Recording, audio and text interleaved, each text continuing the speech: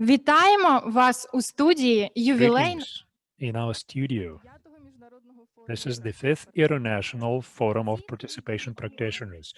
We will spend 3 days online with you. It's going to be me, Victoria Maltseva, and Irina Kulik hosting this. The key objective of this forum is to create effective and comfortable space for communication. And I sincerely believe that this hybrid format is not going to be an obstacle for us, because this format is built in the way to include plenary sessions and live discussions and communication during 3 days. We will be able to exchange experiences. We'll be discussing different challenges, ways, solutions to those challenges, and we will be talking about new practices, new approaches that are working in different countries of the world. As the history tells us, crisis doesn't mean decay always. That means new opportunities as well. We are now working online, but anybody can participate in the discussion. You can put your questions through the chat box. I'm calling upon you to be active and ask questions. These questions will later be asked in the studio live. Today we have participants from Ukraine, Portugal, the UK, the United States, Poland, and Georgia. I hope that you were successfully able to select the right language, because we are now using simultaneous translation. Right now, we have Alexander Kucherenko with us, who is the Pledge Project Director. Also, we have Leonid Donos, who is the Executive Director from the Communities Development NGO. We have also Michael Engel, Project Integrated Urban Development in Ukraine too, which is implemented by GIZ. And also we have a representative from the Solidarity Fund from Georgia, Alexandra. The Pledge Project has been supporting Ukrainian communities for 5 years. You're helping to implement economic development, participatory budgeting. So do you think the municipalities are ready to attract and engage residents? Are they ready to introduce participatory practices, and how the participatory budgets impacted good governance in Ukraine and its spread throughout the country? Thank you very much for your question. Allow me to welcome all of the participants of this forum, the Forum for Participation Practitioners. This is the 5th forum already, but this is the first time we use this specific format. We're using Zoom, YouTube, and we are based in this little studio in Kyiv. We have a small group of moderators and organizers, and from this studio we are welcoming all of the participants of this conference. And now we have more than 250 of those. Allow me to answer,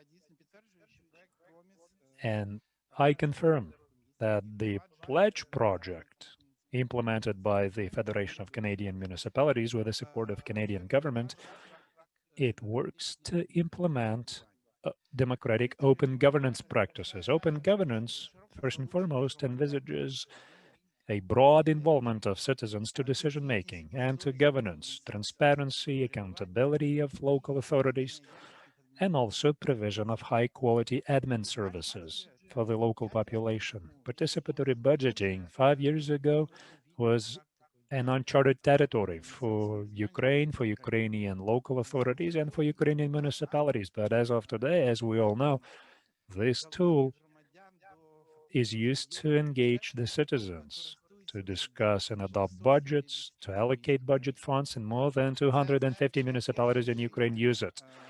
We are talking about very quick spreading of participatory budget in Ukraine. And this is an evidence of the fact that Ukrainian citizens do need this kind of direct action tools. And the municipal authorities are ready to engage citizens as much as they can to decision-making. Right now,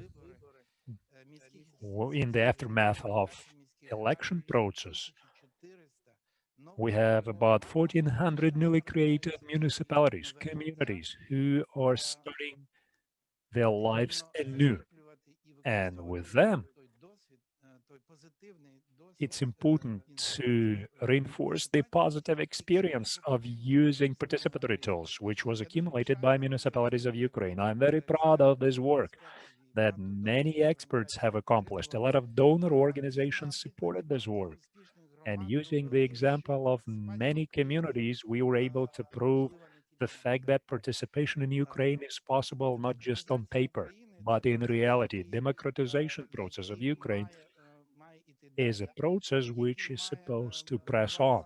It must continue and it must be based on best international practices. However, it is also based on the enthusiasm and commitment of citizens who require this important democratic governance tool. So I think that during these 3 days, during this forum, we will be able to reinforce and enshrine the principles of democratic governance in Ukraine. And using the example of participatory budget, we will be able to prove that Ukraine can be a successful democratic country.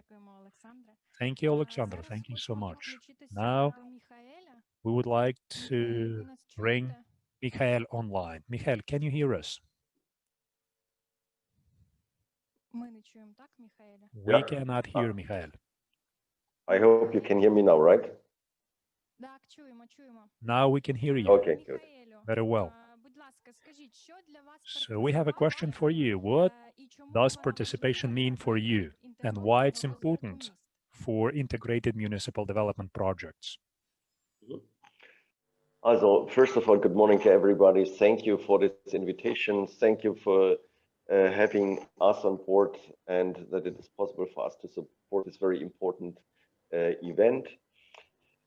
Coming back to your question, well, for us, for the Integrated Urban Development Project or for integrated urban development as such, participation is one of the key principles to be applied and to ensure democracy at the very local, at the very basic level. Democracy is ruled out, is played out at our local, in our local municipalities, in our local communities.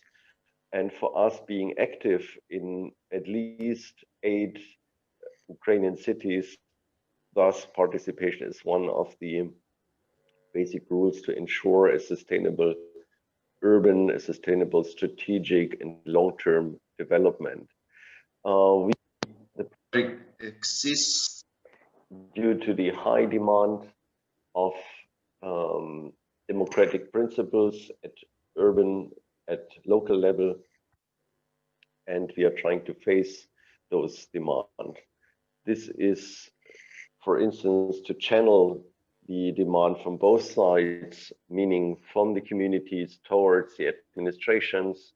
There's huge demand for being involved in decision-making processes, in development processes, but on the other hand, also supporting the local administrations in developing instruments, in applying principles, in channeling participation processes so that they can be introduced in the local planning system and the local planning law. When it comes to your specific issue of today, for instance, of the entire session, of the entire event, participative budget, we consider this as a very fantastic instrument actually to make things work, to make things tangible and visible. You know, with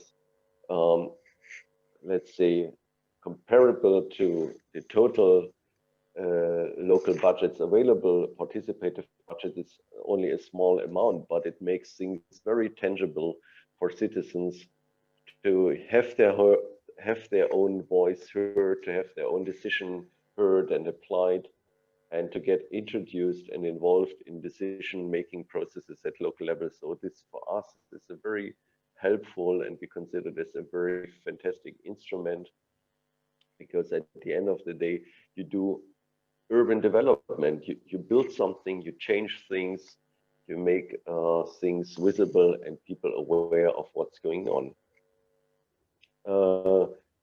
In terms of the pandemic and what is going to change or what is about to change, for sure, things are not the same anymore. However, I personally consider that at this moment, the pandemic has not a serious effect on the instrument of participative budget as such, as participation can be lived and implemented also in other methods and in other modes, as in the online or in the virtual space, so to speak. Definitely, we face maybe a bigger challenge when it comes to the implementation, as all the city budgets are very stressed with additional burdens, as they are related to combating pandemic impacts. However, also in the beginning of the pandemic, we saw in our 8 cities that there were struggles in providing sufficient budget for the participative budgets. However, I don't know any case at this stage where participative budgets could not have been implemented anymore. And one last aspect, as I've seen in your agenda, you will also talk about gender issues, how gender issues can be mainstreamed in participative budget processes. Also, that is very important. And it is also, as you can imagine, we as a project have to, let's say, obey, and this was pleasure, to the principles of gender-related management, of gender-related indicators in the projects, and we follow those indicators not only because they are there and we have to do that, but also because it is, and especially in Ukraine, it is an issue to consider gender-related aspects more importantly, more pragmatically, more practically, and applied to your day-to-day life. And this is why, for instance, also we, from our side, from our project side, we will consider for more in-depth indicators or criteria, so to speak, for gender-related issues when supporting measures or activities through the project. So we always will have those issues also on the agenda, and we want to see results in supporting gender related issues. From this point of view, I think also this is going to be a very interesting session, and I'm looking very much forward to the results of this forum, and I wish you great success and also a bit fun. Thank you.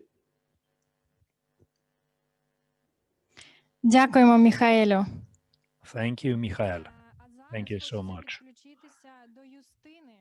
Now allow me to bring Justine on board, if she can hear us. Good day, everyone. Greetings. Let me start with the word of thank you. This is thank you to the organizer to enable us to be part of this forum. It's a great pleasure for me and for my Georgian colleagues to present some of the Georgian practices. We are extremely happy that in terms of geographical coverage, the forum is expanding, and colleagues of mine who are implementing different participatory projects in Georgia are very excited to share our experience in practicing participation, because this is what the forum is about. And let me also say that from my perspective, the biggest challenge that COVID pandemic put forward is the question of trust. I think the trust has been never so important as it is right now.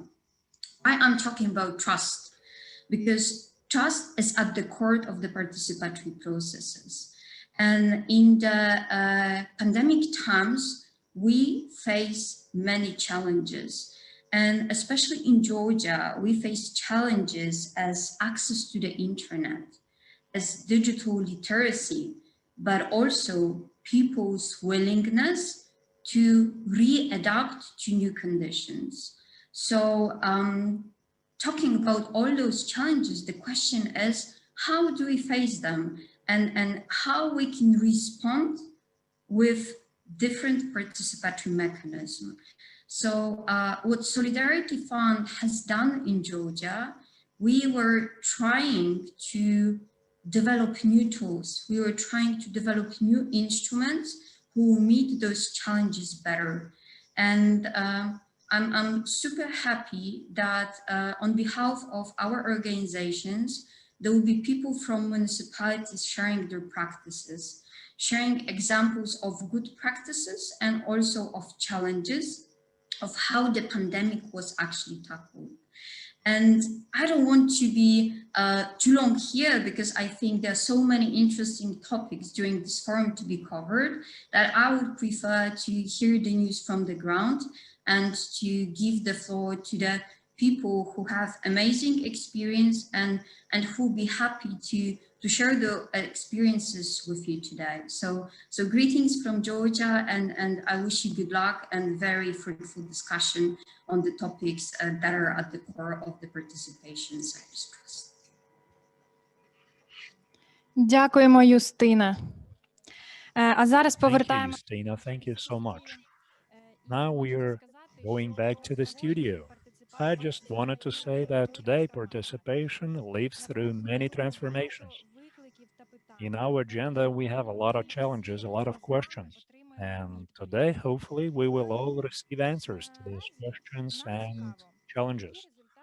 Leonid, what are the results of the participatory budget? In your opinion, introduction of this budget, did it contribute to the building of trust between the local authorities and community members? Hello, everyone. Thank you, Victoria, so much for your question.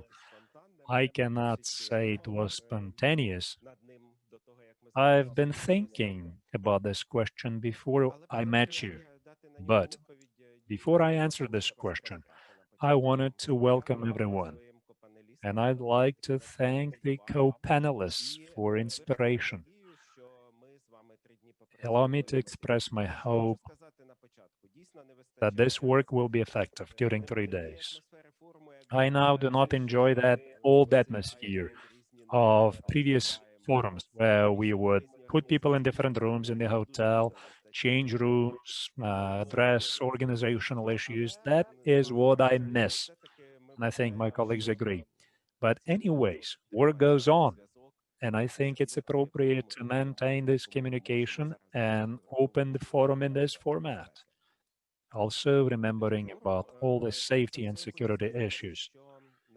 Now, speaking about the forum, in my opinion, this forum and the previous forums, they also tell us about how the community of practitioners transform. I'd like to send my regards to Konstantin Plosky, who is now on the other side of the line, but he will join us later. Everything started between us in 2015. There were only 3 municipalities. There were 20 people. And the fourth forum we had in Poltava had about 250 participants from different countries. We had a big delegation from Georgia. And Gamarjoba, dear Georgians, greetings. And I'd like to send my greetings to the UK, to Poland, and to Portugal. Thank you so much for helping us build good environment in this online forum. Now, in my opinion, this is what's happening right now. And I'm now trying to answer your question, Victoria. So what is happening with participation?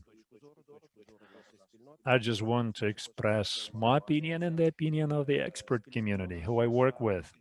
Our expert community is getting better and better, stronger and stronger. And we have good confirmation of that. The International Technical Assistance Projects are very much interested in this kind of development. And speaking of that, I'd like to thank the Pledge Project, who is constantly supporting these initiatives, and GIZ, funded by the MFA of Germany. So thank you so much for your support. Then the Solidarity Fund.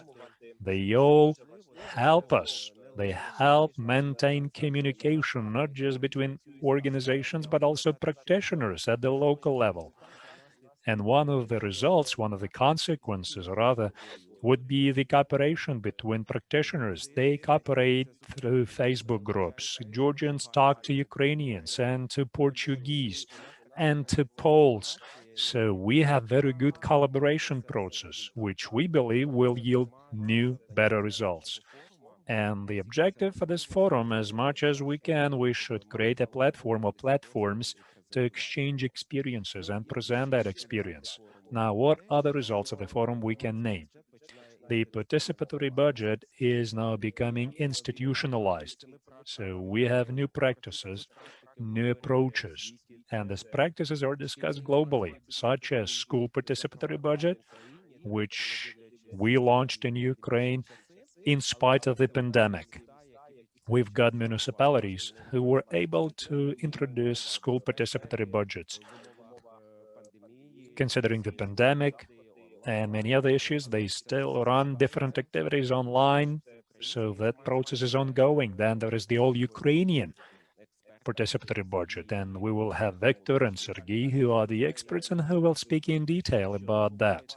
They will explain you what's happening in this regard. And I represent the Association of Participatory Development of Communities. So this association was created upon the initiative of participation practitioners. They got together and they worked together to launch new initiatives. What else? I wanted to say so many things, but again, considering the online forum, I think because it's online, I'm not as anxious. And I was checking the chat box and I realized that there were about 100 participants. That makes me very happy. Also, I wanted to say a few things to the team of the organizers. So I think we all should support them, also through the chat box. So thank you very much. I'd like to thank Anna Nikolenko-Baeva, who is now waving at me right now. Victoria, Irina, thank you so much. Catherine, thank you as well. We have one more moderator who is again on the other side of the line. She is on Facebook now, and she now cannot participate live in this discussion. Now, what I'd like to wish for all of us, I wish we use these 3 days to get stronger and to discuss and to find consensus. Use this opportunity because we have international TA projects. Talk to them. Explain your points of view. Victoria and Katerina will launch polls a little bit later to study, to learn about your opinion, about the next steps. So this ends my quick presentation. I'll be with you. You can ask questions through the chat. We are all now online. Thank you so much. Thank you. Alexander wanted to say something.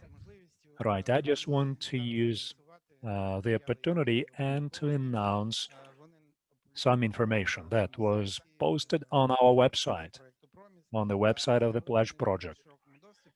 That information will be publicly available.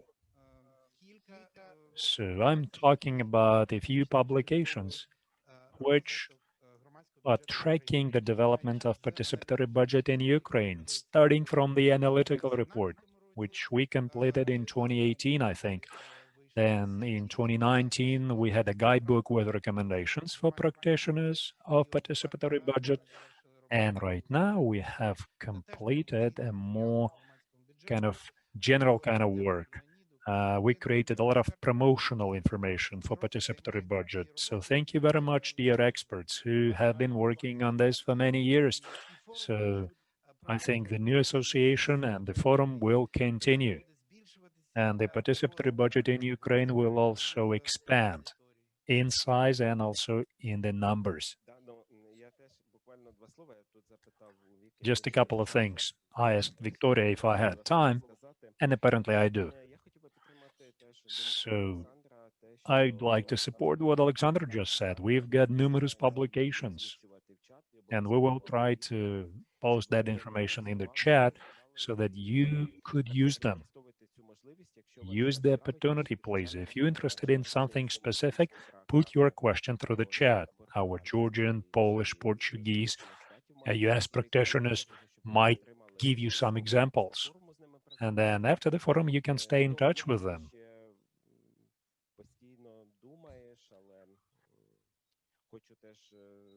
And I'm thinking about other things. I'd like to also thank Igor Lepeshkin, by the way, because again, we've been working on the agenda for this forum for quite a while, and we met many times. We agreed the topics with the Pledge project. So thank you so much. I'd like to also thank everyone present here, everyone who will be working with you and for you for these 3 days. So use the opportunity as much as you can. If you have any kind of question, and there is no stupid question. You know, the stupid question is the question never asked. So use the opportunity. Thank you so much. I'd like to thank the guests. Thank you very much for this introduction. And thank you for tuning us into a very good mood, because I think it will be a cross-cutting mood through the all 3 days. So before we move on, I suggest we ask about the mood of our participants. So please use chat box and select the right emotion which matches your current mood. And we will see whether we have all tuned in or not. I am in the chat now, and I'm gonna put my emotion in there. So I do not know. Do I use hearts or do I use glasses? I guess glasses and hearts, because again, I'm in a great mood. We have wonderful guests. Now, what about the mood of the participants? People are still working on this. Just let's give them a couple of seconds. That looks very good. I'm very pleased that we have tuned in, all of us. So I think that they all support you. They have similar mood as you. I'm very happy that everyone is in good mood and everyone's ready to start the plenary session, which is about how pandemic changed participation, challenges and opportunities. So now we have Sergei Karelin with us, who is from the e-Democracy project, from the eGap program. Then Viktor Gursky, Executive Director of Social Boost, digital transformation expert and a member of the Expert Office for Implementation of the All-Ukrainian Participatory Budget. And also Nelson Diaz, from the Portuguese network of participatory cities, and who is also one of the co-authors of the Global Atlas of Participatory Budget, and Volodymyr Abramyuk from the Solidarity Fund in Georgia. Allow me to remind you, you can ask questions in the chat box, and then Vika and I will be reading those questions for the speakers. Now I've got question number 1 for Nelson Diaz. Is he available? Is he online now? Let's just wait for one more minute. Good morning, guys. I am online. Вітаємо, Нельсоне. Ну, ви досить відомий, не тільки мені, я думаю, що і всьому загалу. You are very well known as a co-author of the Global Atlas of Participatory Budget. And I know that this year there was already some analysis. You already collected some data about how participatory budgets changed in different countries. Did you have a chance to summarize this information, and can you share this information with us? Hi. Good morning to all the participants. Well, I want to start by, if it's possible, to congratulating the organization of this forum. It is, in my opinion, an act of courage and determination, and also an incentive to remain active and to work together.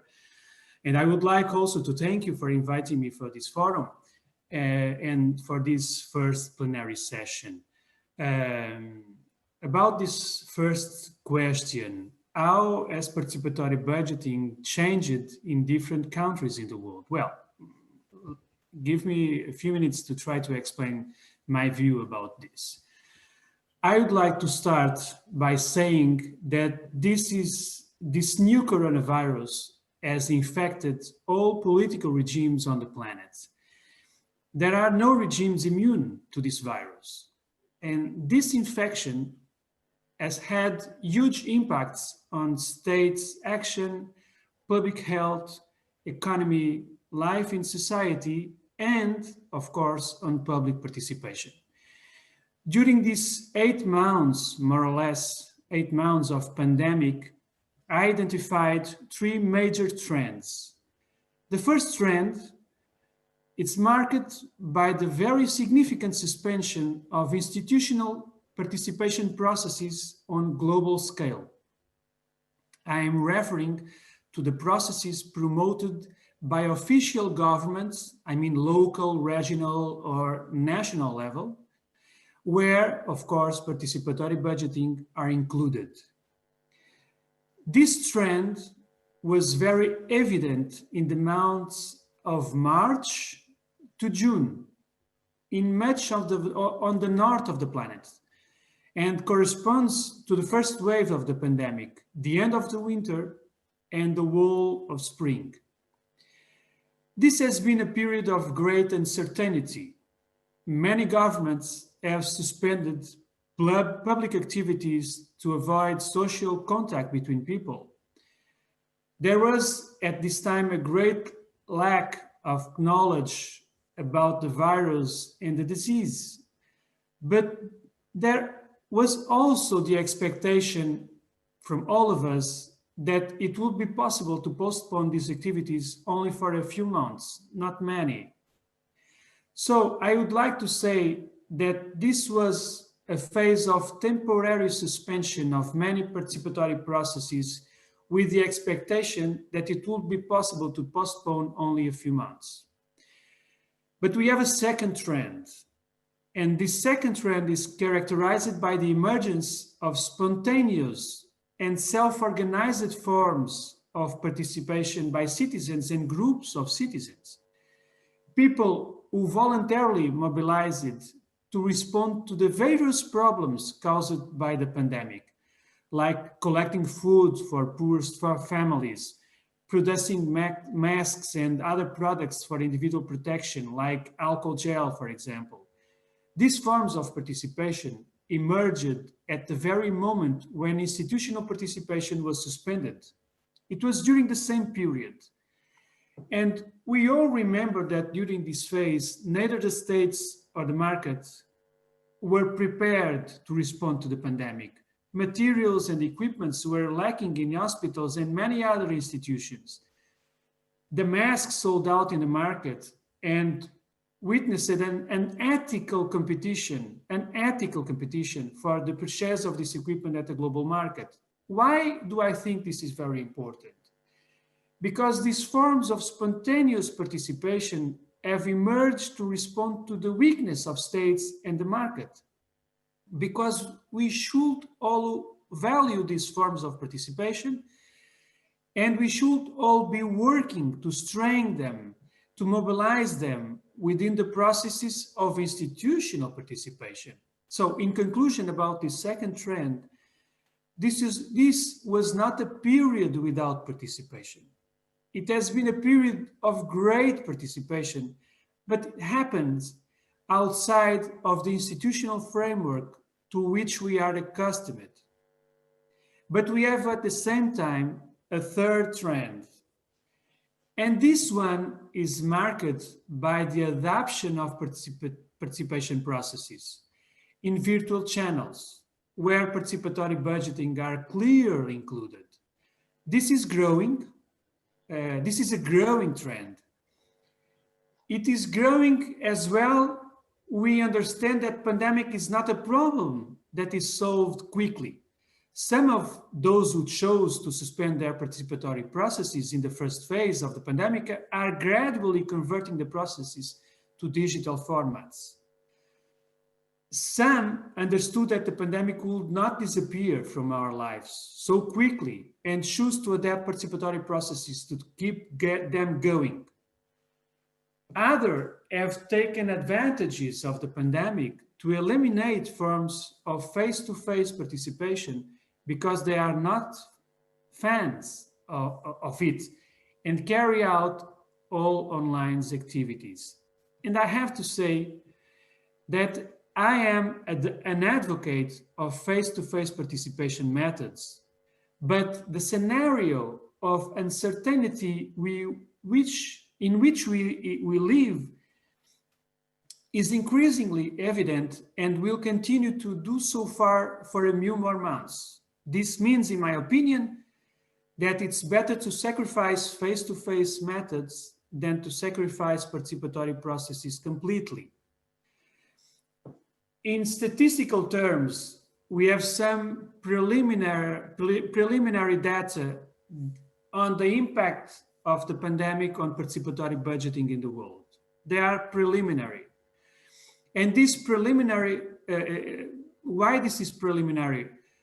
Because we are living in the pandemic. So we are not living outside of the pandemic. So we don't have definitive data about this. But so, according to this preliminary data that we have, that we are producing for the new edition of the World Atlas of Participatory Budgeting, it is possible to say that more than 50 to 60% of the total PB processes on the planet have been suspended.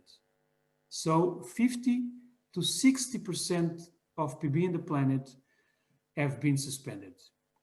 Some 20 to 25% have decided to convert participatory budgeting to virtual channels, like internet, platforms, whatever. And only the remaining 20 to 25% of PB in the world have maintained its normal operation.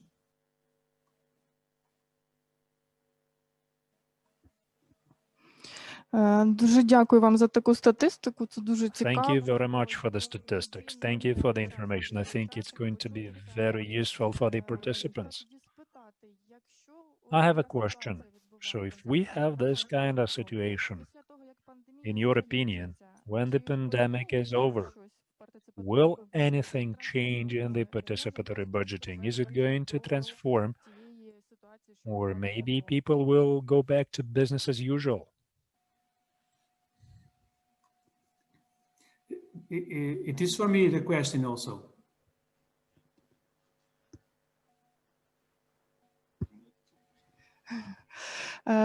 Так, ну я пропоную тоді, може, наші учасники Well, in this case, I suggest the participants from the studio to step in and say something. Nelson? Yes.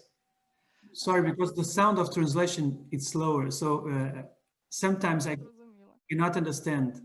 Дуже повільний переклад. Я повторю. Значить, в мене таке питання. I'm going to repeat my question. So I'm looking at statistics that's available. Now, can you please tell me, in your opinion, what do you think? Can participatory budget, when the pandemic is over, to go back to business as usual, or it will transform? Well, this is the question for $1 million, okay? No one has a definitive and sure answer for this. Firstly, because nobody knows when the pandemic will end. There are many variables that can determine the future of participatory budgeting in the world. And among these variables, I would like to highlight some, if you don't mind.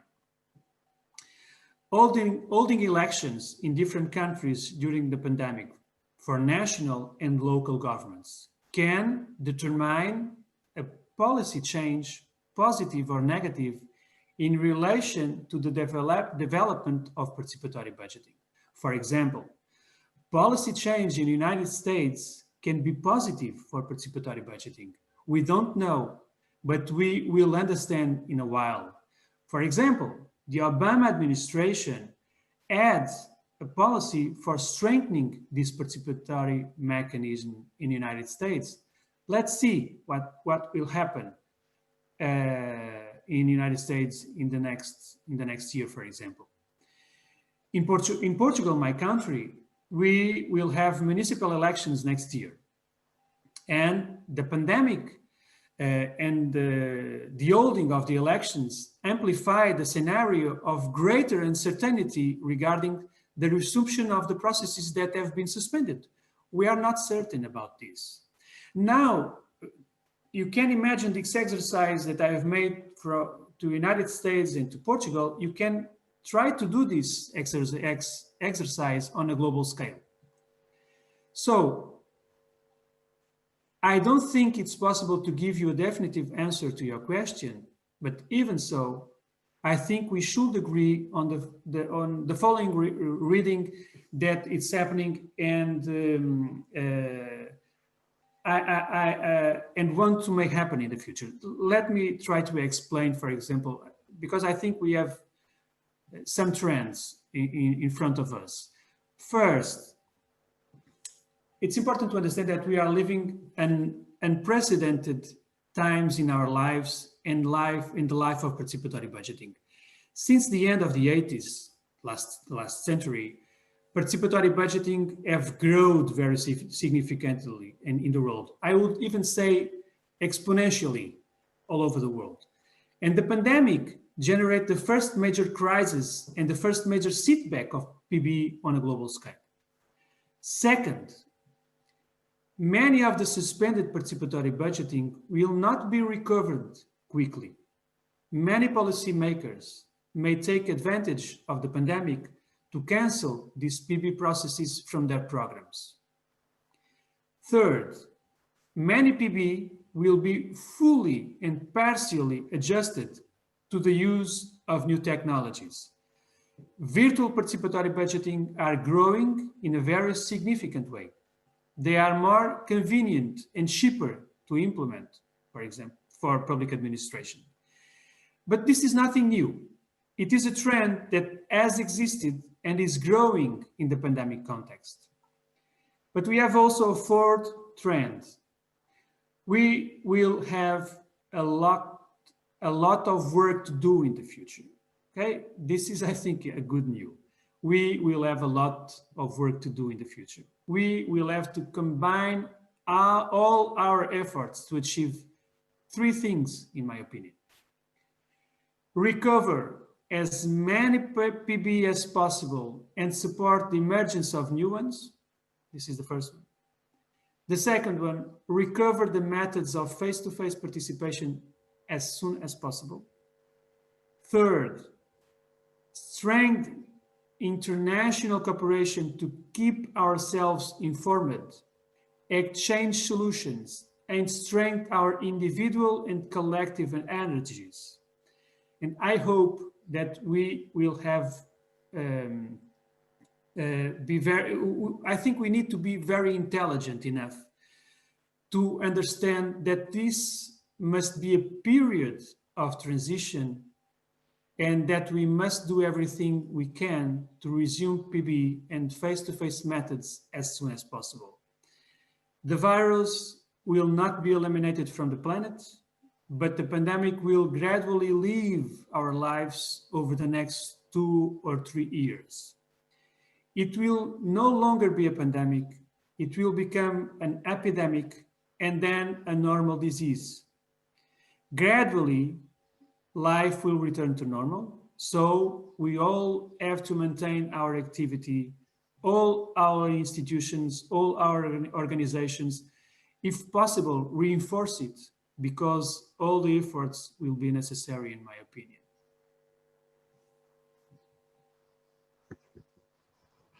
Так, я з вами погоджуюсь, дійсно доведеться. I agree with you fully. We will have a lot of work. Those people who were looking into development, they will see the development. It will not stop. The development will take place in Georgia, in Poland, in Portugal, Everywhere we will develop participatory budgeting. Thank you so much. Thank you for the knowledge.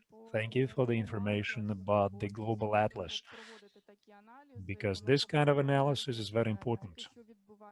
It tells us about what's happening in other countries, and it shows to others what you're doing and whether you're on the right track. Thank you so much. Let's get back to the studio. Let's get back to the offline guests.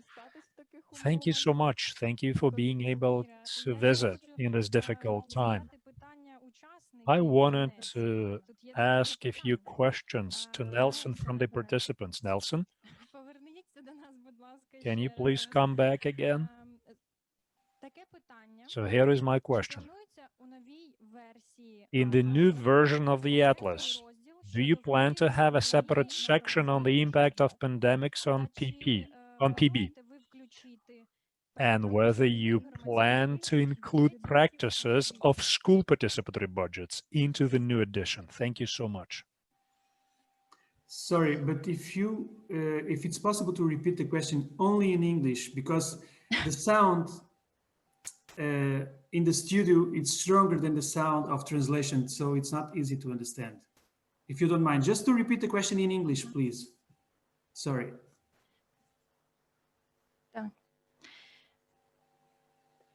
Чи планується у новій версії атласу? So the question is, I know you asked,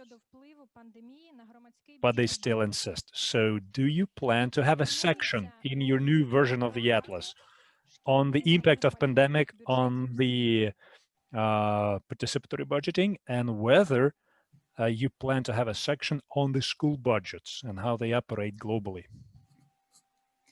Well, for this new edition of the Atlas, we don't have any data about this.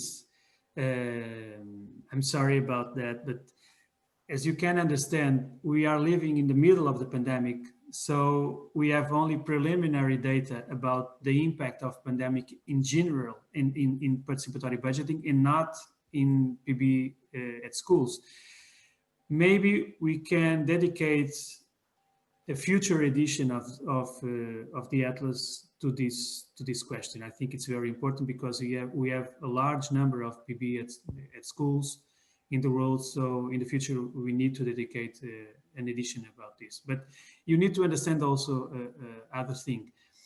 We depend on the collaboration of more than 70 authors in the world. And it's difficult to have data about this in all the countries.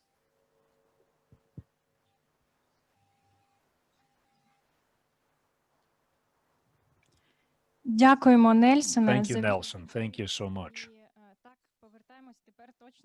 So now we are getting back to the guests in the studio. During the pandemic in the communities, there is the demand in online voting for the budget proposals, participatory budget proposals or draft budgets. So can you please help us, Victor, figure out what the e-platform is? What kind of advantages I have as a local resident when I use e-platforms of participation? Hello, everyone.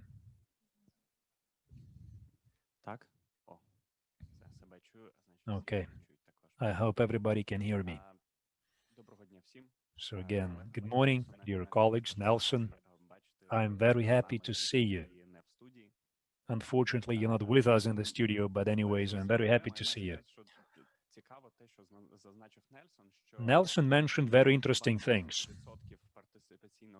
20% of participatory budget in the world remained as it was. In the case of Ukraine, we did not see that kind of trend. And it happens because in Ukraine, online tools, online participatory tools were very well developed from the onset. Participatory budget in Ukraine was digital by default. When it was launched, it was done with the participation of citizens using existing digital platforms.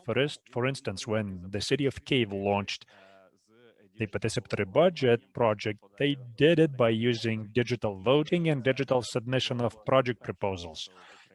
Kyiv became the first city in Ukraine who launched online participatory budgeting activities 100%.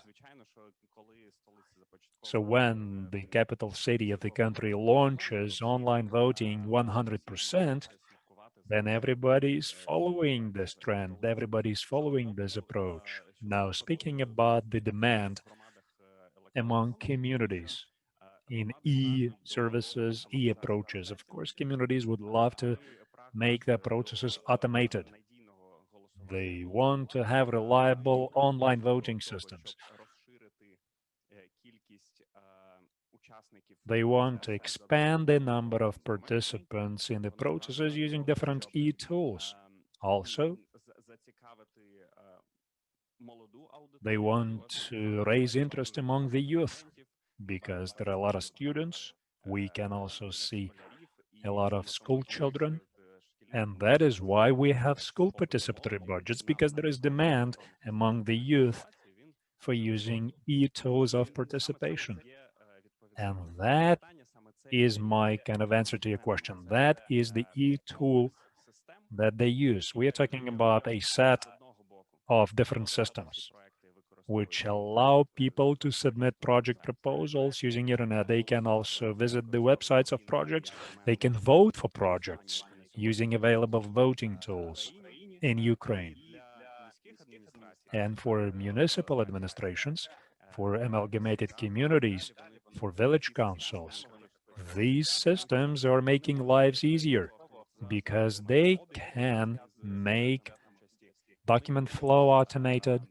They can also increase transparency regarding reporting about implementation of the participatory budgets. That can help you easily count votes and also upload into the system votes in paper ballots, which people bring in communities.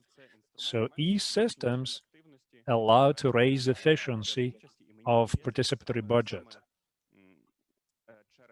And I think that because the systems are very popular in Ukraine, the level of participatory budgeting skyrockets. 10 to 15% of population can vote for different projects of participatory budget, and that would not be possible if we did not have those e-tools available for people. Well, thank you so much. Now, this, as you said, simplifies the process of engagement of citizens. And myself, as a local resident, I can simply submit my proposal and I can also vote for proposals of others. Thank you so much. Sergey, a question for you. This year, you've launched new national platform. And on this platform, you have different tools of e-democracy. Other things apart from participatory budgets. So how active the residents are in this platform? Thank you very much for your question. Greetings, everyone. Now, speaking about the EDAM platform. The EDAM platform was built as a one-stop shop where residents can come in, have a look at what's happening in the city, and decide what he or she can do and what kind of impact he or she can have on the local decision-making. So the tool number one we used was the Open City platform. That is the web page for citizen complaints, and people were able to solve their problems using cell phones by just walking along the street. And you did not have to commute to the local administration and file paper documents. This helped communities to simplify business processes, streamline business processes, and facilitate communication. Because when you look inside, for a regular citizen, it doesn't matter where that letter is filed to. What matters is the result, and we show people on this platform what's happening with their requests, with their complaints, who reads that complaint, what is the response, of the organization responsible for addressing this or that problem. Then there is another tool which stems from the first one and which is implemented because of changes in the legislation. We are talking about e-petitioning. That is the most widely used tool in Ukraine, which is working on our platform, and there are more than 230 local authorities who have joined. And on this web page, that's a special format of collective complaints. Number one, it's public, it's posted publicly, and then you can see who's responsible for solving this problem. So this publicity really has an impact on local decision making in all ways possible. So local authorities will try to ignore, but then they will be held accountable politically. They will not be re-elected, as simple as that. So the participatory budget, that's another tool which is our favorite. And same as with our colleagues, in the very beginning, we thought that this is going to be a specifically digital tool, and it changes constantly. So it's like a baby growing. When you start working with the community, with the municipality, with different municipalities, a small village, a town, you will see that those communities present you with something new. And their preparedness levels are different, and they can come up with new things. Before the pandemic, people had paper-based voting, e-voting, mixed kinds of voting in different communities. So when they were developing, when the e-identification system was established, this platform had a new development. And the pandemic actually expedited many of these processes which Victor mentioned. So in reality, digital was by default, but then there were next steps. People were ready for this process. Many people have smartphones. Many people use 4G internet connection. A lot of people know how to use these platforms. Now this becomes more and more convenient for them. And we are also talking to some major banks in Ukraine and the gov.id system that helps also use high-quality identification systems, and it helps with communication and authorization processes. Then there is another tool which is focused on the expert community. So we are talking about public consultations, and it has three subcomponents: regular consulting and discussion of some topics which are interesting for the public, and then the survey platform. Local communities can run surveys, and that is very convenient for the local authorities. They will be able to understand what's happening in this or that municipality, what people are interested in. And then discussion of bylaws and regulations, which the government would like to adopt for the future. So it's not just about publishing information publicly, because they are obligated to make their decisions public. And we are talking about other things. We're talking about questions which are long-term, a strategy, a policy, an issue of waste disposal, for instance, those kind of things. You asked about the number of people, how many use the services. So about 1 million use our platform. And I think that with Social Boost, the numbers are pretty much the same. If you add, we have, give or take, 2 million people in Ukraine who use this kind of service, and this number is growing constantly. So non-stop. The future of the platform, as we can see it. Now, we plan to develop a couple of more tools that will be implemented, and I disagree with Victor, who said that the local government would love to bring in school children for participatory budgeting. I don't think it's like that. The participatory budgets have educational projects, and educational projects are now mainstream. In most of the large municipalities, the educational projects take the lion's share because the parents are very active of those school children. But we do not want them to take over everything. So we want to, again, reformat participatory budgets, including for schools, using different approaches. We are developing new people, managers who are capable of drafting project proposals. We want to develop replacement for us in the future, and that would be the focus of the new school participatory budgets.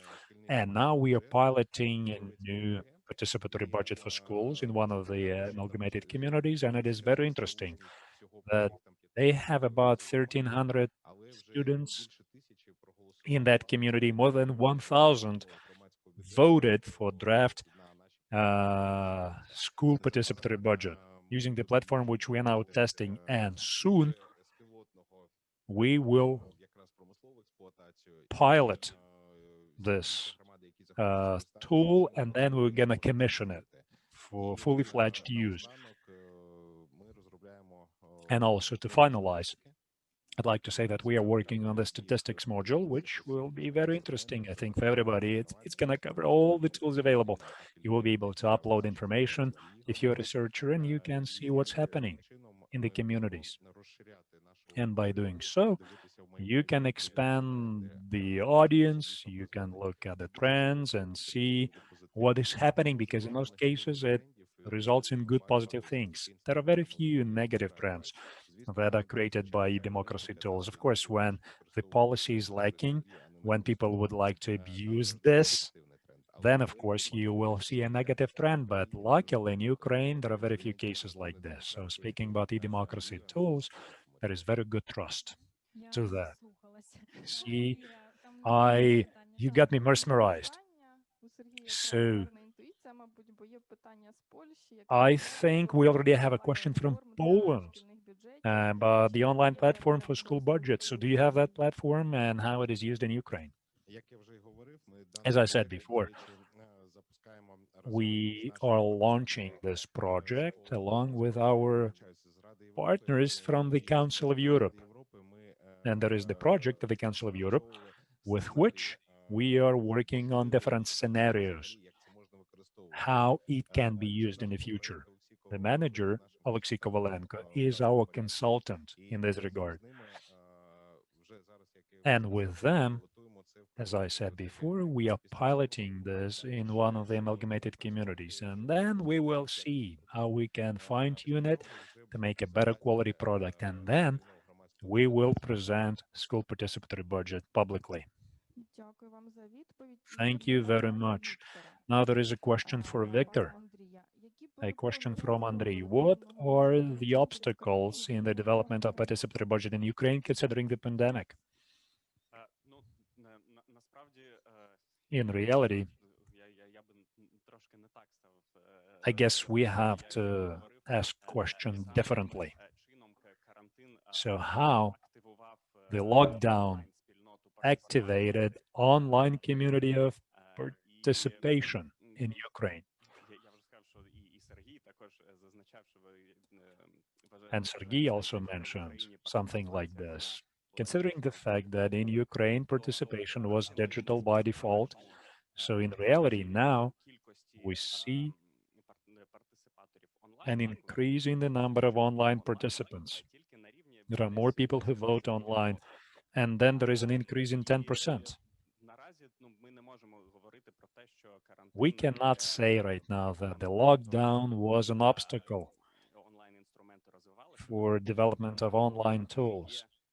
Instead, the lockdown was the catalyst for the development of online tools. And we see this not just because of the participation tools available. We also see this through different commercial products that allow you to work remotely. You know, right, that Zoom shares fell immediately when Pfizer company announced the discovery of a new vaccine. So that actually tells us that the online tools are developing. They are seriously developing in times of quarantine. And speaking about the use of internet by the public, When we analyze the products, apart from participatory budget, we also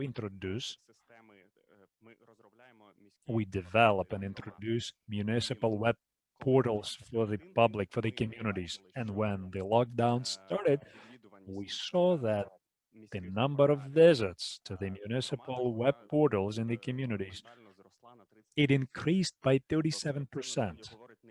That tells us not just that people during lockdown want to participate in some activities. This tells us that people strive to get more and more up-to-date information, which they need during the lockdown, which they cannot get otherwise without leaving their home. Allow me to add a few things to what Victor said. Just a few things that I learned yesterday from the research which we had with one of the local associations, and we will present the results soon. It's about participatory budget. So this research covers 37 municipalities with a population more than 100,000. So we decided to figure out what's happening in Ukraine in this regard. So there are very interesting trends. There is transformation that happened as a result of COVID-19. The town of Severodonetsk, when lockdown happened, and that was the time when they were supposed to submit project proposals and have discussion. So the pandemic expedited the transformation of the municipality. They adapted and they started using new communication tools. The question was not really about the platform, but how capable is the government to communicate with the public. So the Severodonetsk City Council and Polina Chernych, hello, you did a very good job. So they had this idea. They wanted to have an online festival of projects, project proposals. So at the time when they were ready to organize voting, they had this marathon for a couple of days when the developers of these project proposals could present them online. And they were presenting on Facebook, on YouTube, and also they were using some local municipal communication channels, such as the website of the city council and local media. That was very attractive for the media, and there were a few reports on TV about the projects, the ideas that people would like to present. So people transformed. They started using online tools more and more, and they were using public relation tools more and more, and that is very helpful. Then additionally, they launched a number of promotional videos featuring local VIPs, local important people, the bank CEO who was speaking about new online banking, local business people who started using online tools. That actually allowed the process to go on and actually become better. And there were some risks, of course. When there was voting for the municipal participatory budget in Severodonetsk, a lot of people voted for this online. And there were risks that very few people will be able to vote online. But looking at the results of the voting, we were surprised very much that the oldest resident who voted was 96. That's a record-breaking number in Ukraine. Right. And now that is a new reality emerging in Ukraine, and I see what's happening, and I see that in many communities things like this happen. And that is about new trends. This is how the pandemic allows to develop the communities, regardless of whether we meet offline or not. Thank you so much. I've got a question here. So Andrei Mosha, right? Who wants to ask a question from Zoom? Can we bring him online? A question from Andrei Mosha. Hello, everyone, dear participants. Thank you very much for letting me speak during this forum. Dear moderators, Sergey, Victor, greetings. So my question is for the speakers. So now, most of the municipalities, especially oblast capitals, they are now converting to a new format of amalgamated communities. So what about your web platforms? Are you planning to introduce changes so that the amalgamated communities could start using e-participatory budgeting? Because both platforms, they are specifically designed for cities, for municipalities, but if participatory budget is introduced in several amalgamated communities, then maybe we have to speak about different formats. You know, in the city, we might use one format. In smaller towns, the format would be different. So do you have plans to amend your platform accordingly? Now, I have another question. Do you have plans to bring into your platforms additional tools, chatbots, or voting using private bank capabilities, you know, so that people could use your web platform from different resources? Thank you very much. Thank you, Andrei. So we are introducing our platform for participatory budgets, and the number changes all the time. Some people are introducing these budgets, some don't, but we are talking about 100 amalgamated communities, including cities. Sometimes we get requests like this, but they're not as global as large scale. So I just have to say the following. We will happily introduce new functions.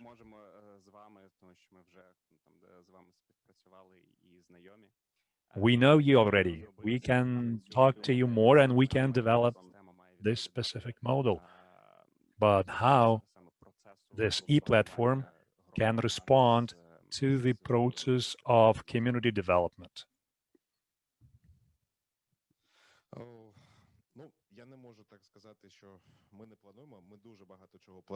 So we plan a lot of things. And greetings. I mean, thank you so much. That's very good that you're implementing these wonderful projects. Now, speaking about the town of Sumy, how this town is different from other cities, it's about their inclusive approach, how well they're trying to bring in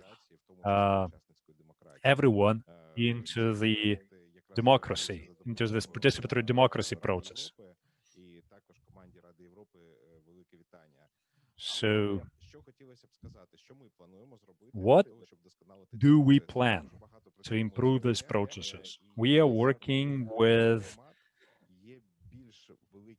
amalgamated communities, and they have a lot of problems, okay? So we're trying to help them.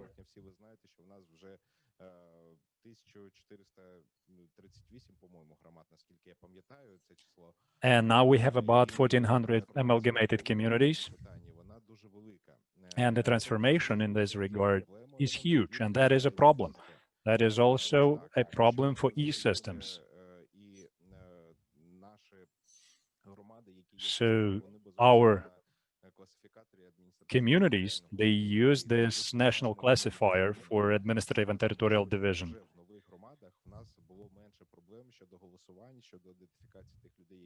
And we have to establish these identification systems for people.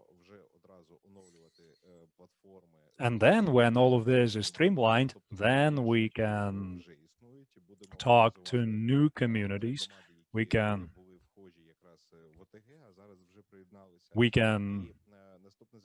help them join the platform. Then there was another question. So let's talk about this example from the town of Sumy. When the community joined, that was a big community. And then there were smaller communities, and they all have different problems. You know, their readiness, their digital gap was different. So in that village was a problem with connecting to internet because it was a remote village. So also digital literacy of population was an issue. And the Ministry of Digital Transformation introduced this platform, which is called GIA, or Action Education. And I advise all the participatory experts use this resource, and our program supported it. So we want people to learn more about these tools. We want people to use them more. So that's the life hack, that's the guideline how it can be used. And then after this is all done, we will be thinking about different models and approaches which can be attractive for these communities and augmented communities, how they can use this platform. Of course, it will complicate the process of administration, but that will become a good boost for new communities so they could engage into local budgeting. Дякую. Є ще питання з чатику, люди активні. Ну, перше прийшов фідбек від Сєвєродонецька. Вони вам дякують і кажуть, що без вас би не впорались. І є в нас ще питання, два вони схожі. Один, до речі, з Грузії, інше з України. Але приблизно, ну, наболівше, мабуть, про те, що електронне голосування і як зробити так, щоб воно використовувалось добросовісно, щоб не маніпулювали, щоб не було особистого використання, щоб більше було публічності і не було підроблених голосів. Чи є у вас якісь способи це запобігти? Ну, перш за все, я трошки не відповів. Okay. I did not fully respond to the previous question. We have plans. We have many plans. As Victor mentioned, their team is working on the platform for the ATC websites, and we're also developing a website constructor, and it will be different from the traditional websites. We are creating an ecosystem. So there will be additional platform, a municipal chatbot, which will be connected to our platform. So it's now being beta tested, and we're testing the systems, how they work, because again, I want people to use communication channels more, the ones that they use every day. I'm talking about messengers. And then with our partner, Privat Bank, we created a messenger, which is based on the Social Boost platform. It's called Vote for City Bot. And that is a very useful tool only for the clients of Privat Bank. So we are trying to make it accessible for everybody. But apart from this, there will be also communication from the municipalities. So it's an informer, telling people about what's happening in the municipalities.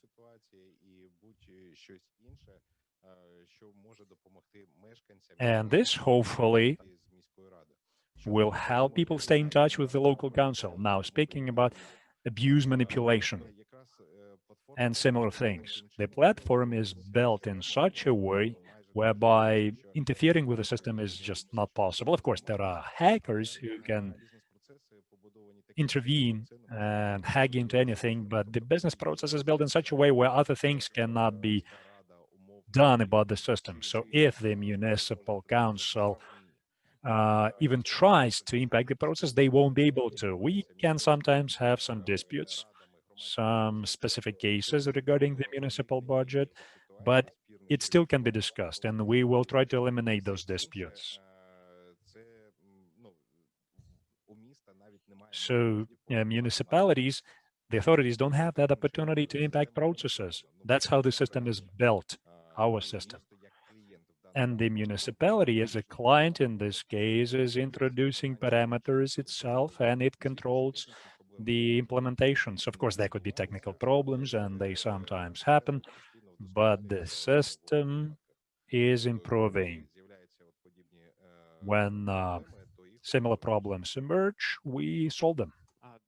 Хотілося б ще додати про системи ідентифікації, тому що це такий... Also, I would like to add about identification systems, because that's a huge pain for the whole digitalizers community of Ukraine. And, well, actually, this is done to make it impossible to use any manipulations. So there shall be some harmonization of the national registries, and we need to implement the unified identification system. Currently, the Ministry of Digital Transformation is making huge steps forward to make it happen. And there is the national ID Gov.ua identification system. So far, it unites various identification system into one, but still it is making its contribution into, once again, making it impossible to perform any manipulations. So, if to say in what way it happens in voting systems in the cities, it happens as follows. Every vote within the system is related, is tied, so to say, to some external account. It may be private bank account or some external electronic signature. And you cannot do anything manually. You just enter the system, and the system actually counts. So manually, it's not possible to do it, because otherwise you would have to fill in the data which are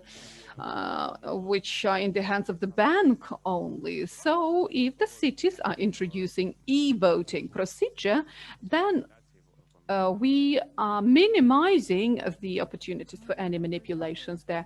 Well, okay, thank you so much. And in the chat tool, we have another interesting question to Sergey, to Victor.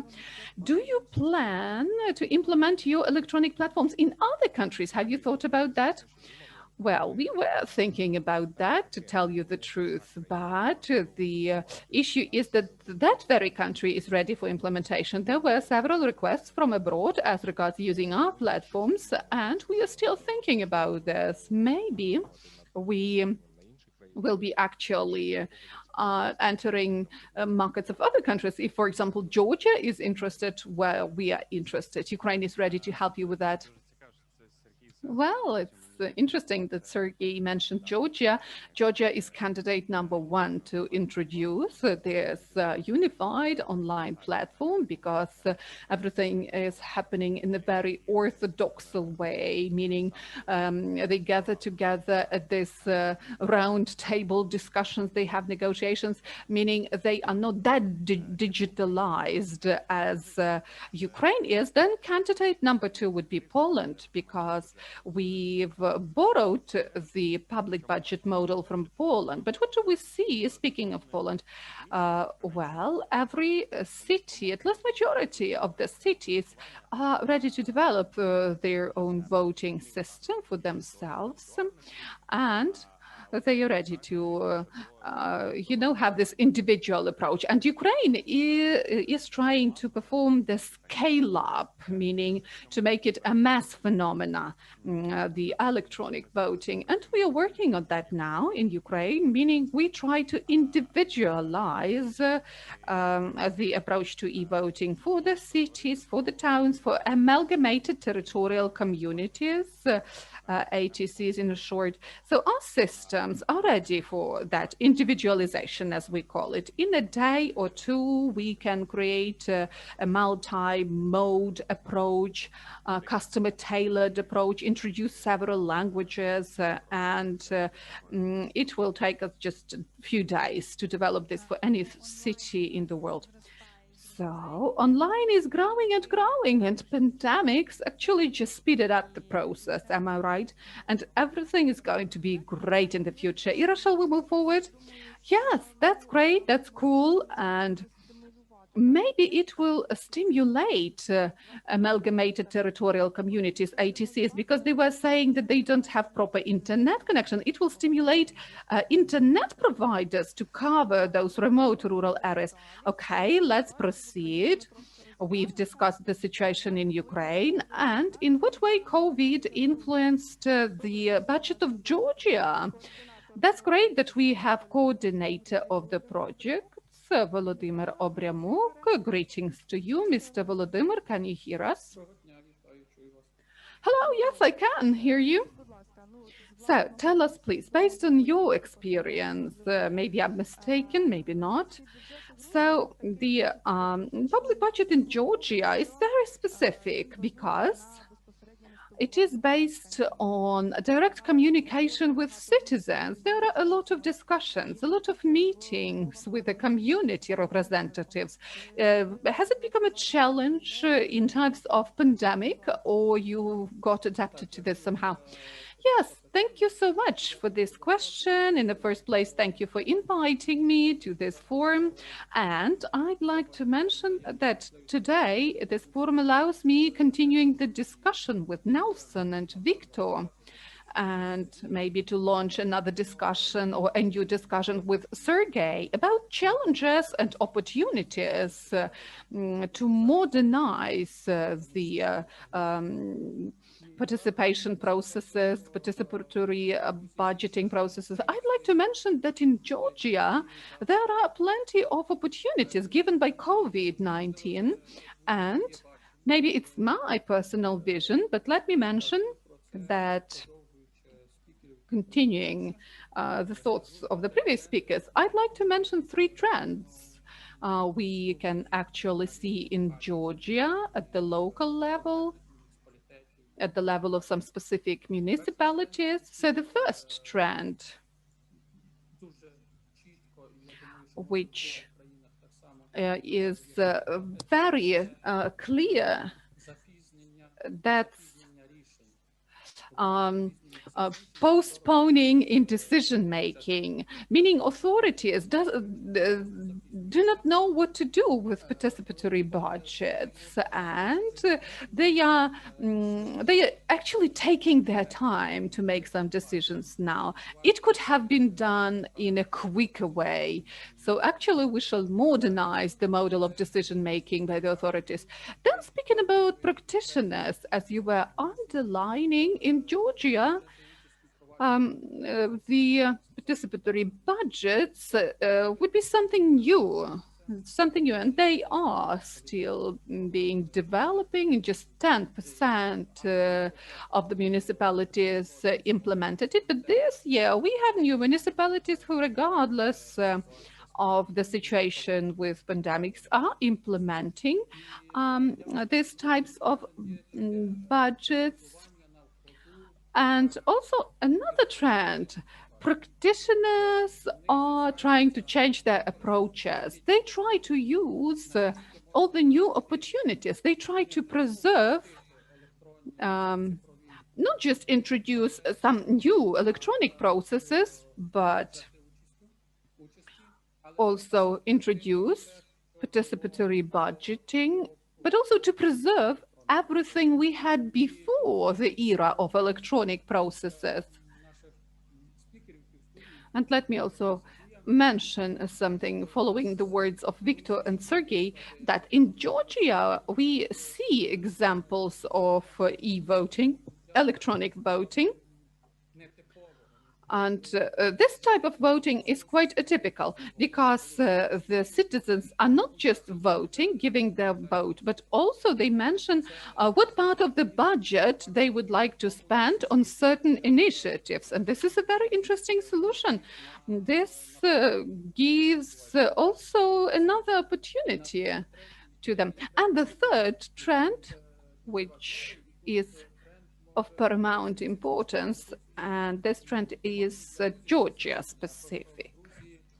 You know, in Georgia, they don't have that many problems with access to internet. There is very good internet connection all over the country, mobile internet, 4G, and 2.8 million residents are the users of Facebook. And Actually, you know, in Georgia, there are 3.7 million inhabitants, meaning we see so many people using Facebook, and it tells us about very good internet connection.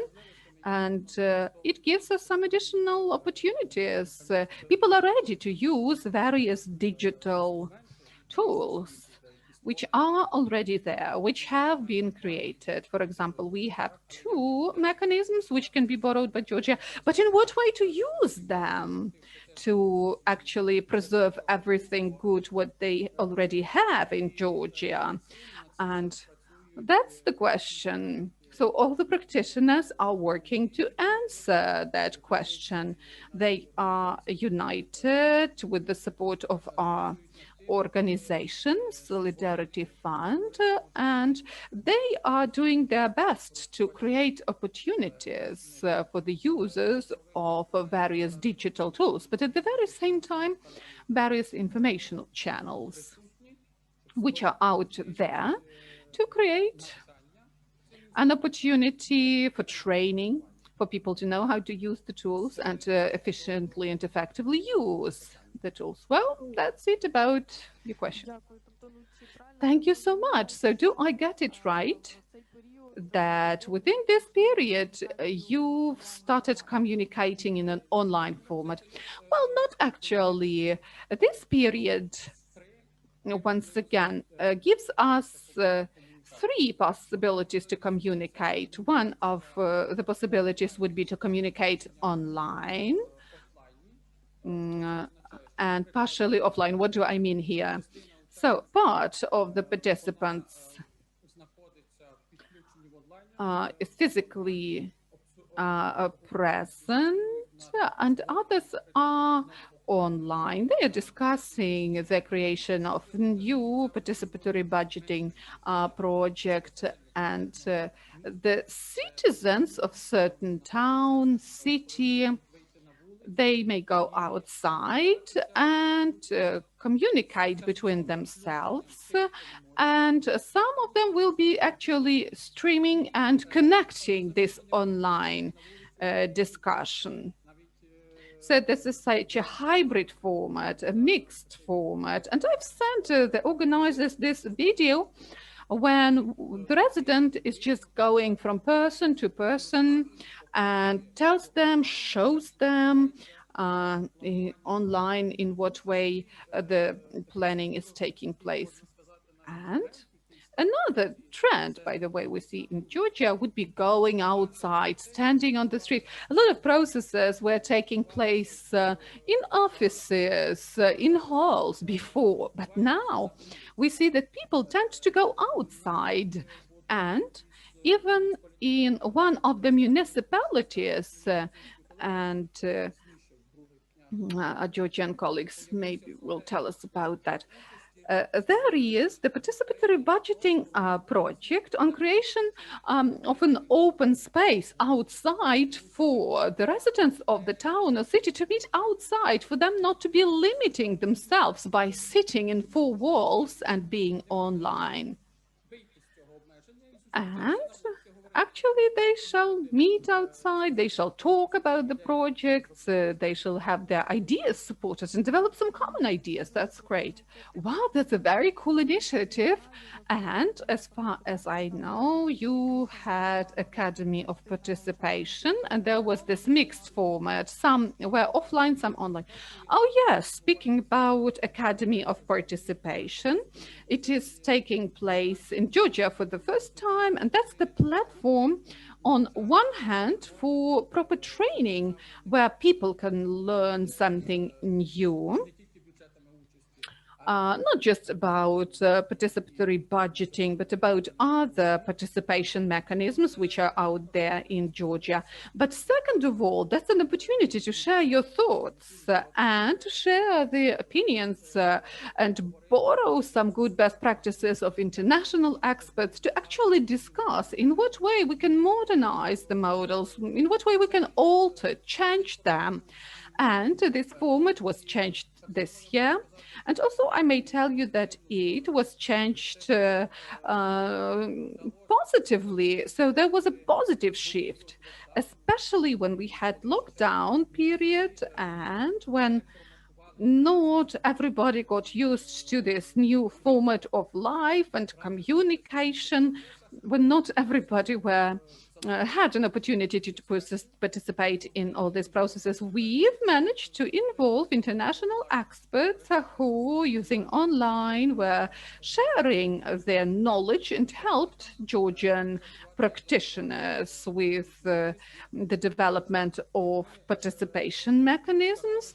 And we've also tried combining this somehow to have this open offline meetings for the participants to, well, if not in the room, in the premises, in the office, then they would just go outside, and they had a training there, and they were sticking to the social distancing principles outside. And on the other hand, in times when it's not possible to fly, to come up to the country physically, experts can join online. As one of our experts was mentioning, I quote her, "Today I'm conducting a training through the window." She says, I feel myself like I'm looking in the window and talking to someone behind that window. So she interprets it this way. And yes, so the Academy of Participation took place this year quite successfully. And it also set up some trends in what way to convey the knowledge, the messages for people to feel themselves safely. Because 2020 is the year of online safety, you know, and this is the year when we have to answer the question, in what way to organize an event for the participants to feel themselves safe? Yes, especially if it's in such a great ambience like Georgia. I envied my Georgian friends, because when the atmosphere is great, you feel like you are there.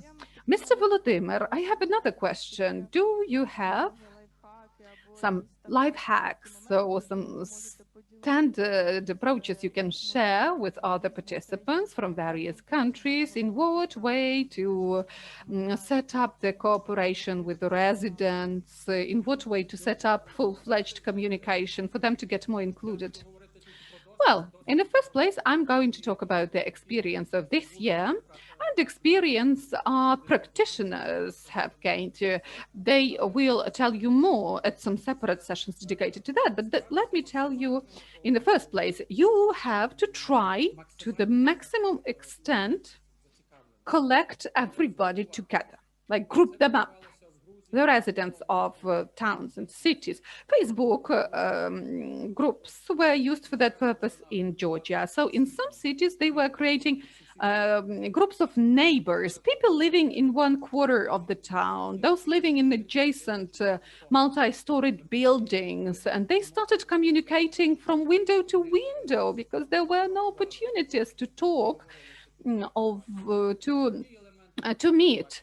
So they started looking through the window and they were saying, oh, I don't like this. We can improve this and this. And it was interesting.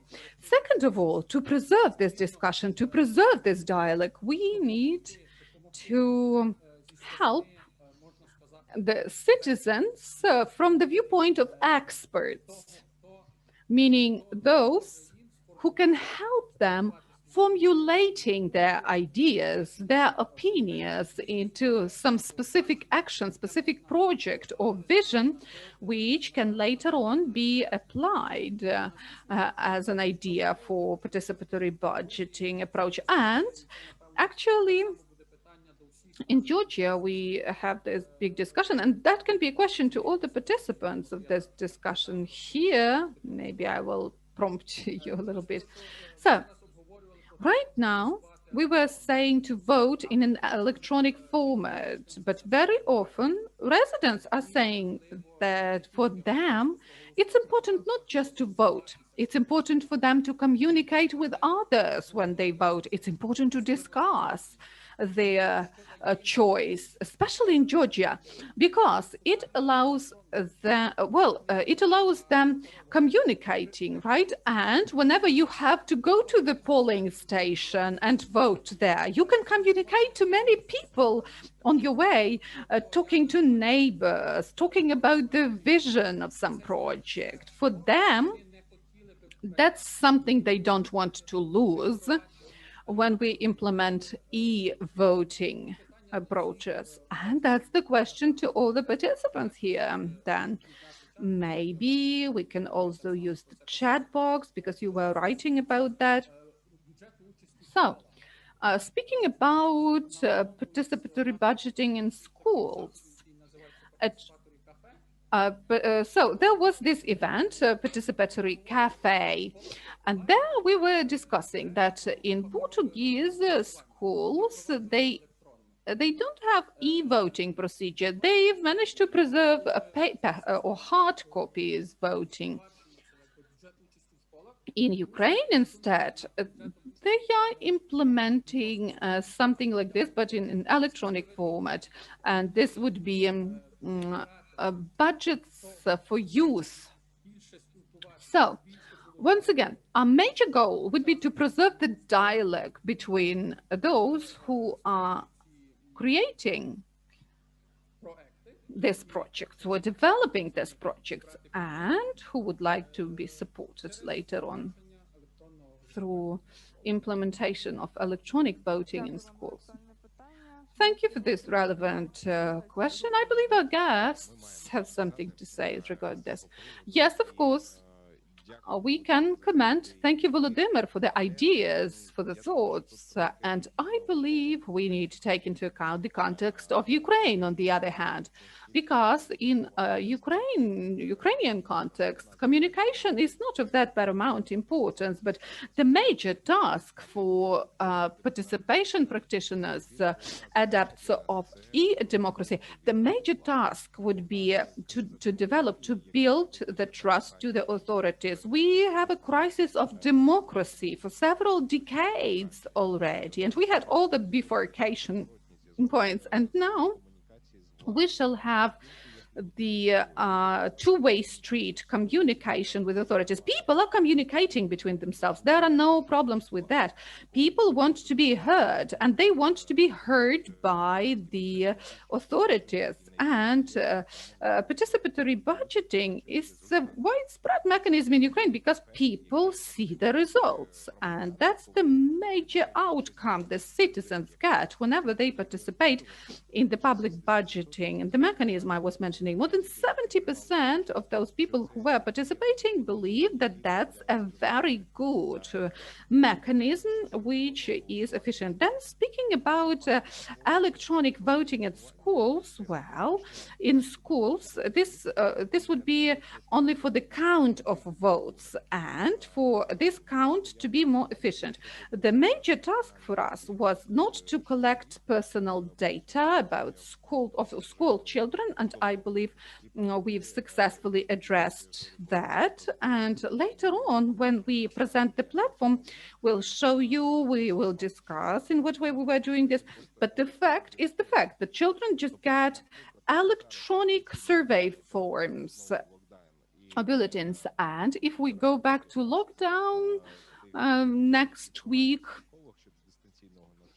and we get the distance learning once again, in what way children will be voting for some projects. They cannot deal with paper ballots, but we will help them with e-ballots. And at the very same time as their personal data will be protected, and we are not subjecting the local projects to risks.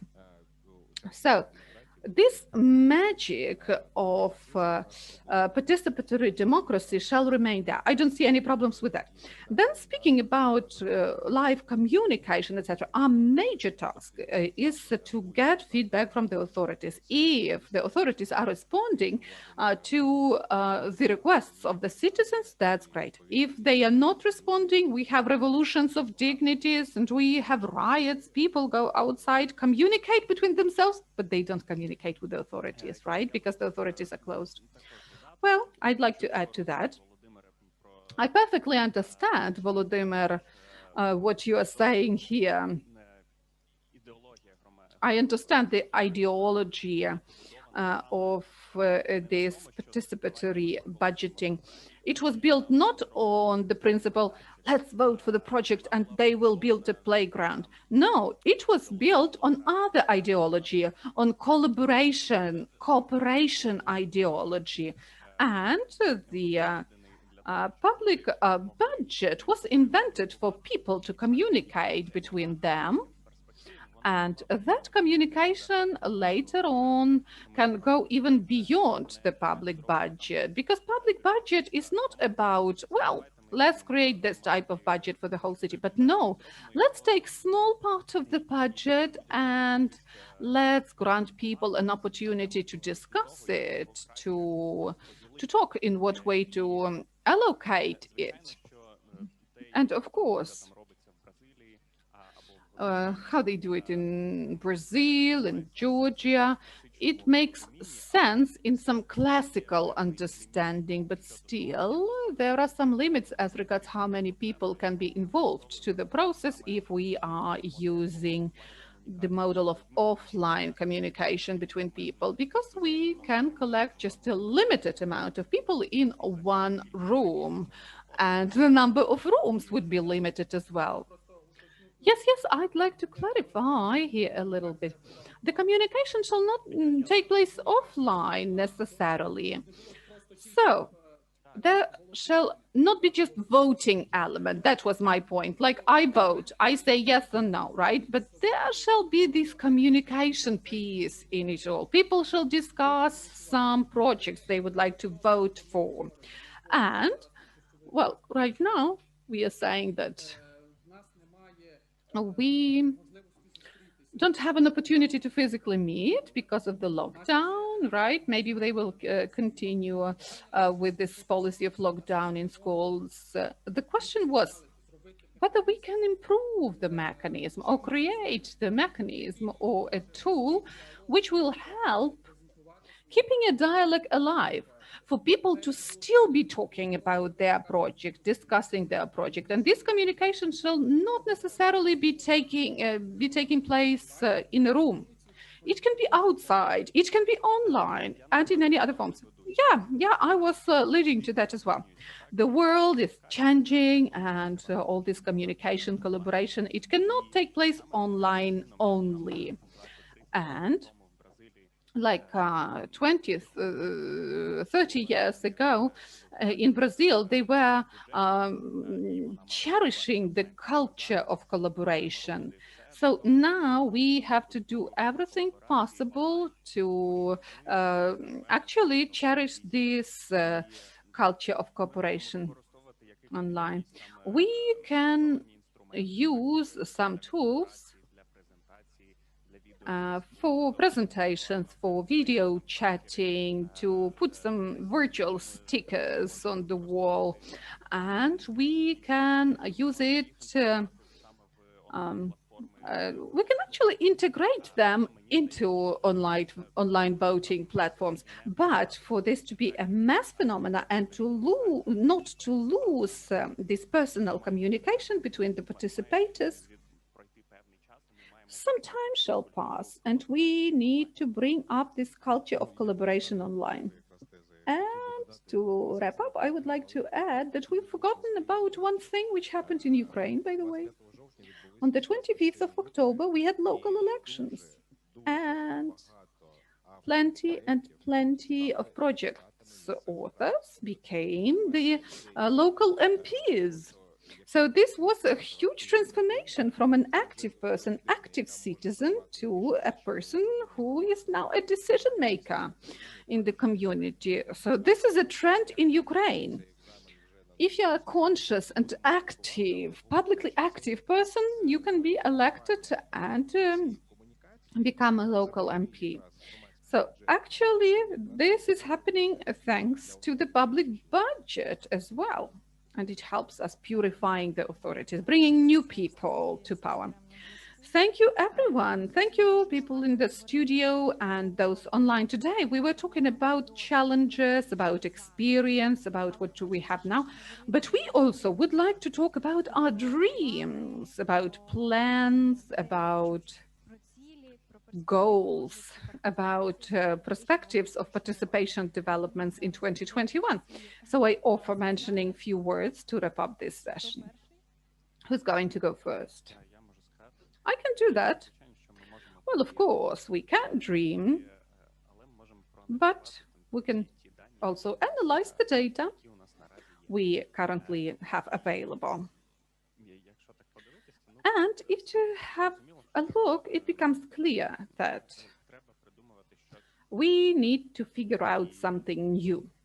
And we can continue a talk about online collaboration tools, not just offering some projects and voting, but some collaboration tools. We were developing these tools in Kyiv when they've started implementing public budget, and it gave an opportunity to join into teams and join certain teams and actually add profiles of people to certain platforms. And actually, we have pandemic, people cannot gather together and brainstorm some projects. We need to do something like this online. We have to really bring up the culture of collaboration and cooperation between people. And I'd like to mention another trend, that the trend of using mobile phones and mobile gadgets, because this year, using the example of Dnipro city, we saw that 85% were using mobile phones or tablets to vote for some participatory budget, etc. We have to work on usability more for the mobile apps to be very convenient for voting and for filing up some projects. So they have to be smartphones friendly, all these apps and all these tools. Well, speaking about dreams, I'm not going to talk about 2021 because 2021 is the time for plans already, not the dreams. And all the participants of the Coalition of Democracy were discussing this for years. And we already built some plans. So what to expect from 2021? Well, let's imagine the end of the year, and I'm glad to be part of Swiss-Ukrainian program IGAP, and that we have this good cooperation with the Ministry of Digital Transformation we fortunately have in Ukraine. So the first thing, national platform of communication between the authorities and citizens. The platform is going to be called Взаимодия, or interaction.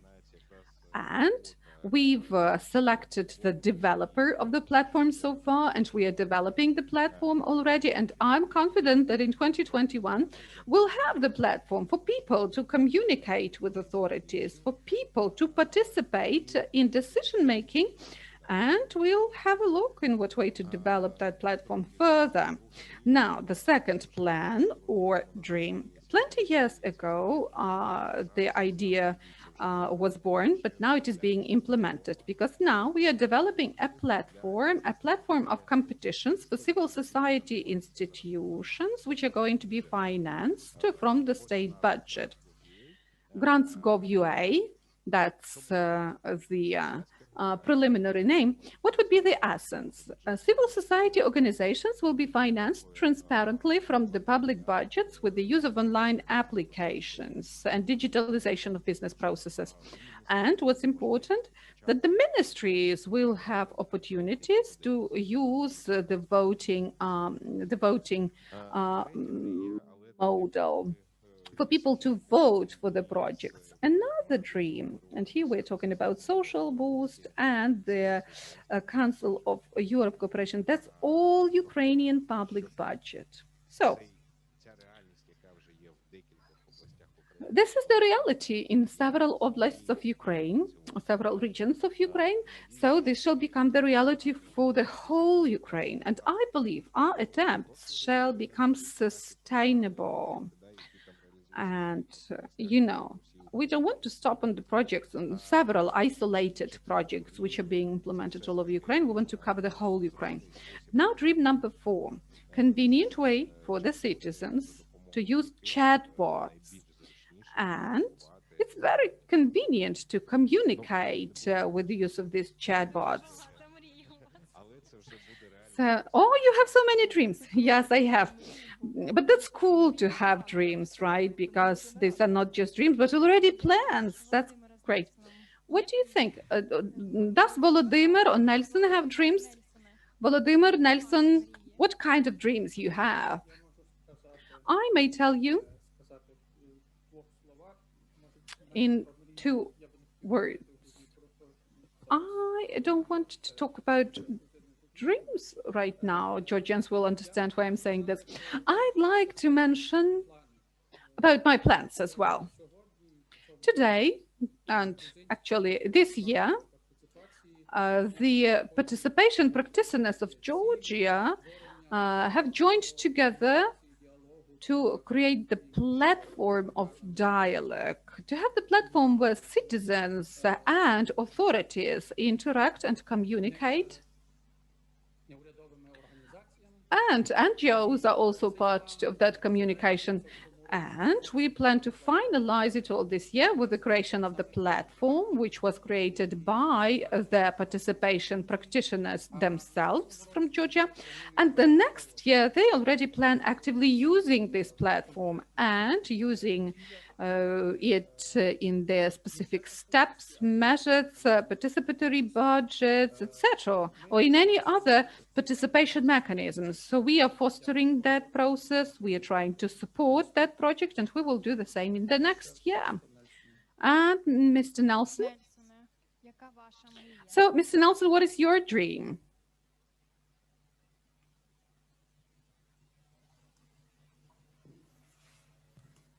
Well, I have a lot of dreams, I think. But normally I prefer to work with my foot on the ground. I mean, the idea is to transform dreams in action. So I have a lot of dreams, but at the same time, I have a person of action. And because it's not possible to live all only in the dream. So my action, not my dream, my action is to work every day to try to transform our society, to try to transform our regime, to try to implement more and more and more public spaces of participation, because participation is power, participation is the way to transform our societies, to bring people together, to organize public discussions. So this is my action, because I try to make my action in contact with my dreams.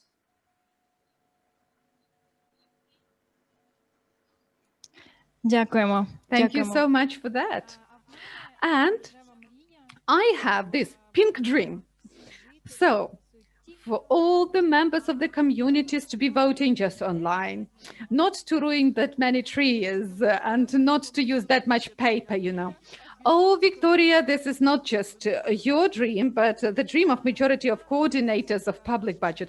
Well, to summarize this very panel discussion, I'd like to express my gratitude to all our speakers. And personally, to me, it was very interesting to hear the best international experience. And of course, Ukrainian experience was covered greatly. Speaking about Ukrainian experience, I can tell you that team of Victor and team of Sergey, long ago, we're talking about participation online demand. So Ukrainian society got not scared by the pandemic. We can still implement projects of the public pertaining to public budgets. There are no limits. The sky is the limit. You have to dream, you have to create new ideas, and we can do it all together. Thank you, everybody. Thank you, everyone. Well, and now I would like to applaud or anything, right? Oh, we can do that. Why not? We are free people. Well, thank you, dear speakers, and let's move forward. Right now we have a break, 20 minutes break. You can drink some coffee, tea. And we are going to have an interesting video from Georgia. And I would like to ask you, now you will get a link to a small questionnaire in the chat box. Please fill it in. It will allow us hearing your opinion and understand in what way to move. And let's meet at 1:20. We are going to discuss gender equality and social inclusion in the course of participation. So bon appetit, tasty coffee. See you.